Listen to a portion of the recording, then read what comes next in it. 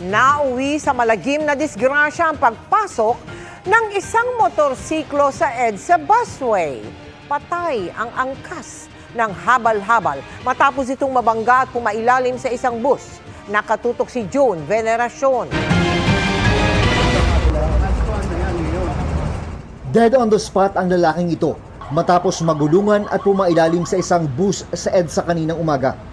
Angkas ang biktima ng isang habal-habal rider na bigla umanong pumasok sa EDSA busway, kaya nasalpok ng bus. Ayon sa nakaligtas na rider, mag-U-turn daw sana sila kaya pumasok sa EDSA busway. Ito lang mga pindi kasi nasugat po ito. May naramdaman ako dito kasi gumulong ako, pumalsik ako tapos yung sero ko tumalong kaya sa gandaan.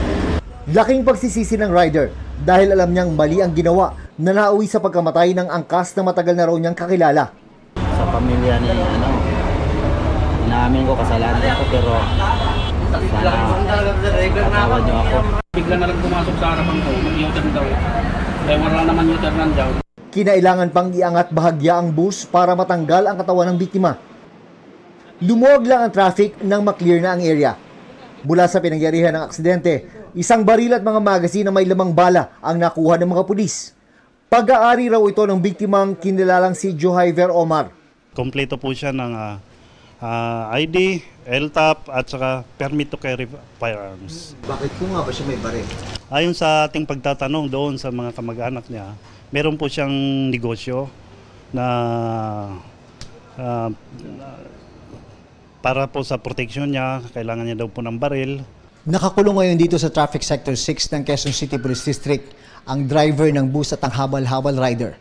Pareho silang sasampahan ng reklamong reckless imprudence resulting in homicide.